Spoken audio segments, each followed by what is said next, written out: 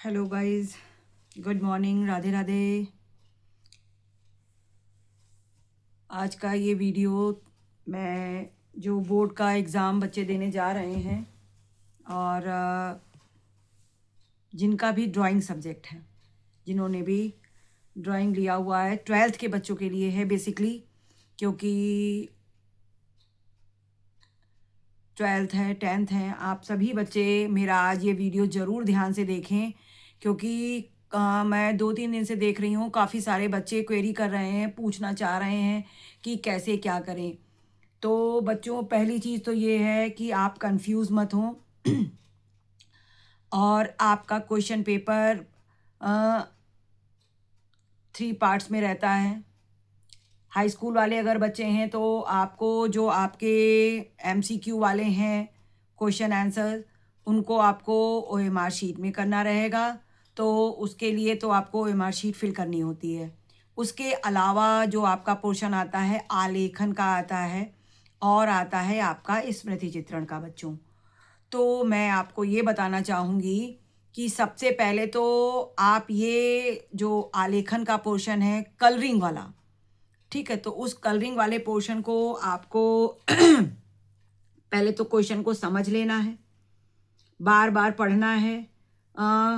कुछ बच्चों ने कल पूछा मुझसे कि सपोज अगर उसमें नाप नहीं दी है तो फिर मैम क्या करें, बिना नाप के क्वेश्चन का क्या करें। तो बच्चों, मैं क्लास में भी आपको यही चीज़ें गाइड करती हूँ कि अगर नाप नहीं दी हुई है तो आपको आपके चित्र को कम से कम इतनी हाइट पे या इतना जो उसकी नाप है, उसको कोशिश ये करनी है कि आपका डायग्राम 16 सेंटीमीटर से छोटा नहीं होना चाहिए।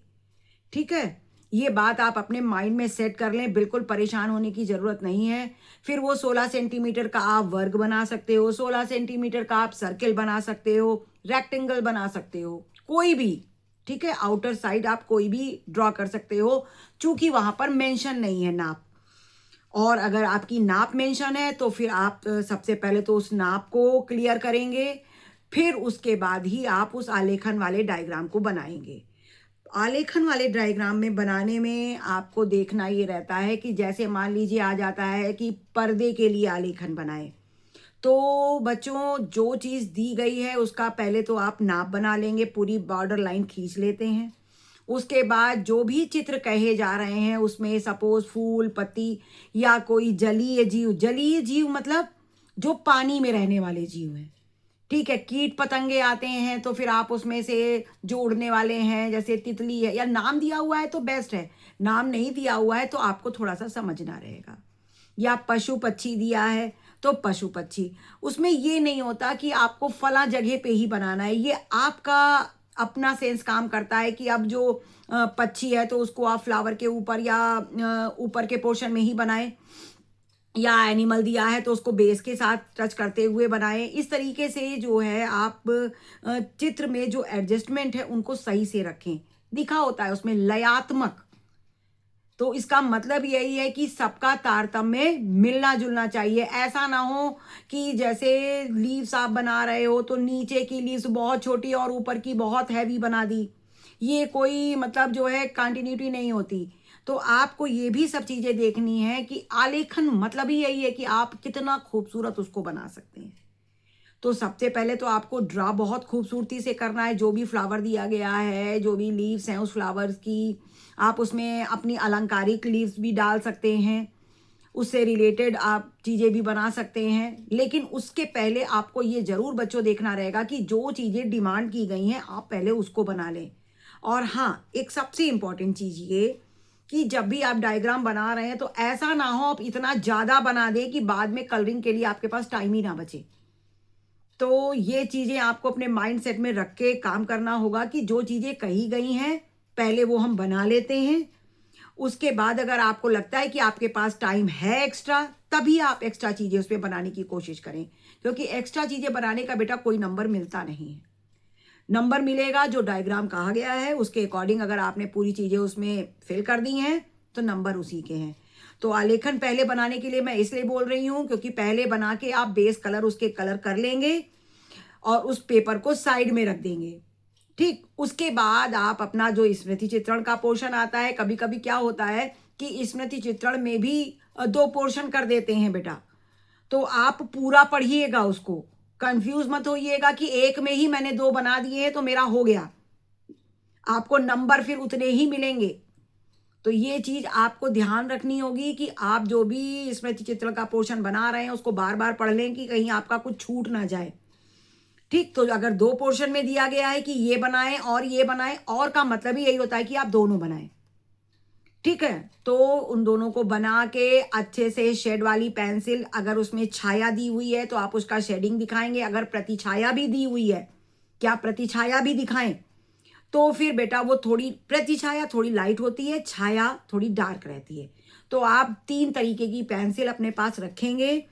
शेड वाली जिसको आप शेडिंग करके, और अपने पास एक तो सबसे ज़रूरी चीज़ एक साफ़ सुथरा कपड़ा, कि अगर कुछ फैल जा रहा है तो उसको पोंछने के लिए थोड़ा सा कॉटन अपने साथ ज़रूर ले जाएं। कलर प्लेट ले जाएं जिसमें आप कलर मिक्सिंग करेंगे। अपनी वाटर बॉटल छोटी, पानी अपना लेके जाएं। अपने ब्रशेज़ जो अच्छी क्वालिटी के हैं उनको आप अपने साथ रख लें। घर से निकलने से पहले आप अपनी इन सारी चीज़ों को एक बार चेक ज़रूर कर लें, क्योंकि वहाँ कोई भी सामान आपको अवेलेबल नहीं हो पाएगा। तो इस दिक्कत को आपको ना फेस करना पड़े, इसके लिए आपको सबसे ज़रूरी चीज़ ये है कि आपके पास जो भी सामान है, सबसे इम्पॉर्टेंट तो आपके एडमिट कार्ड्स हैं, एडमिट कार्ड रख लें। अपना कलर बॉक्स रख लें। अपने pen, pencil, eraser, sharpener, compass, scale बड़ी वाली ज़रूर ले जाएं। ठीक है, और ये भी चेक कर लें कि उस पे जो आपके सेंटीमीटर्स के जो पॉइंट बने होते हैं वो क्लियर दिखाई दे रहे हों, क्योंकि अगर वो मिट गए होते हैं तो फिर आपकी नाप सही से बन नहीं पाएगी फिर वहाँ, क्योंकि वहाँ कोई भी चीज़ इस तरह से आपको वहाँ पर अवेलेबल भी नहीं कराई जाएगी। दूसरी चीज़, जो भी पोर्शन आप बना रहे हैं उस क्वेश्चन को, ड्राइंग के बच्चे मैंने देखा है क्वेश्चन लिखते ही नहीं हैं, बस सीधे बना देते हैं और उनको लगता है कि मेरा काम खत्म।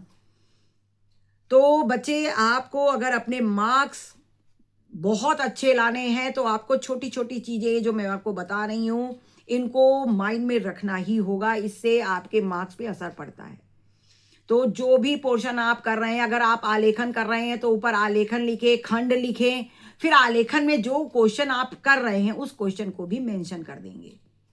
ठीक वैसे ही आप जब स्मृति चित्रण करने जा रहे हैं तो जो डायग्राम आप बना रहे हैं ऊपर की तरफ खंड भी डालें, स्मृति चित्रण भी डालें, और जो कुछ डायग्राम आपका बना है उसका नाम जरूर मेंशन करें। ये छोटी छोटी चीज़ें आपको ध्यान रखनी होंगी, और कोशिश ये करें कि स्मृति चित्रण में हल्के हाथों से चित्र बनाएं, जिससे कि अगर आपको कोई इरेजिंग करना भी पड़े तो बहुत ज़्यादा वो पेज आपका रफ ना हो जाए, ब्लैक ब्लैक सा होने लगता है, देखने में बहुत गंदा लगता है। फिर भले ही आपने कितना भी खूबसूरत चित्र बनाया हो, वो ब्लैकनेस जो आपके उस पेज पे आ जाती है वो रहती है बेटा, वो जाती नहीं है, फिर तो वो गंदा सीन होने लगता है। तो इन चीज़ों से तो आपको बचना है। थोड़ा सा रेगमाल रख लें, जिससे कि आपको अगर पेंसिल आपकी वैसी हो रही है तो आप उस पर शेड वाली पेंसिल रब करके बना लेंगे वहाँ पर। और सबसे मेन चीज़ तो यही है कि जब आप कलरिंग कर रहे हों तो अपने रंगों का चुनाव ऐसा करें कि जो देखने में अच्छा लगे, अट्रैक्टिव हो, है ना। क्योंकि सारा कुछ बनाने के बाद कुछ बच्चे तो बनाते बहुत सुंदर हैं, लेकिन जब कलरिंग की बात आती है तो फिर सारे चित्र की ऐसी तैसी हो जाती है भाई। तो बेटा नंबर कट जाते हैं, तो इस चीज़ से भी आपको बचना है। तो इसकी आप प्रैक्टिस करते रहें, अभी आपके पास टाइम है। ठीक है, घर में प्रैक्टिस करते रहें। जितना आप इसको प्रैक्टिस करेंगे, हाथ आपका थमेगा, उतना अच्छा आप ड्राइंग वर्क कर पाओगे। दूसरी चीज, रोल नंबर बहुत क्लियर डालें, अंदर के पेज में भी डालना रहेगा आपको, उसको बहुत ध्यान से डालेंगे। ठीक है, गलत मत करिएगा, बहुत कटिंग पिटिंग से बचिएगा, रंग के फैलने से बचिएगा। तो अच्छी क्वालिटी के कलर आप लेके जाएं एग्ज़ाम में। और आज के वीडियो में बस इतना ही। Thank you for watching my video. Bye bye. जिन्होंने भी सब्सक्राइब नहीं किया है कर लेंगे, लाइक कमेंट कर लीजिए, शेयर भी कर लीजिएगा अगर आपको अच्छा लग रहा है मेरा वीडियो। ये मैंने बनाया तो आप ही लोगों के लिए है, ताकि आपकी हेल्प हो जाए। और अगर किसी की क्वेरी है तो कमेंट करके पूछ सकते हैं आप। Thank you for watching my video. Bye bye सबको।